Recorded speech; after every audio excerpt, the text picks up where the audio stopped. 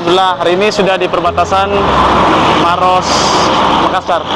Hari ini kita ingin mengunjungi nenek buta sebatang kara di Pangkep, bawakan sembako dari titipan orang baik. Ayo kita ke Pangkep, ikuti saya.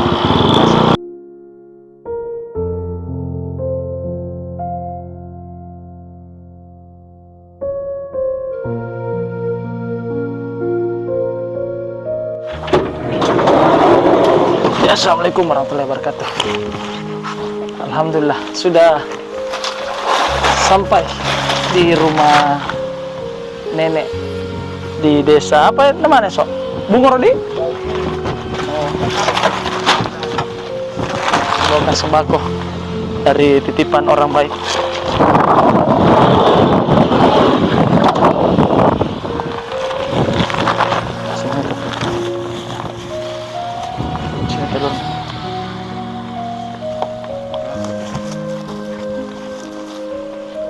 Gini,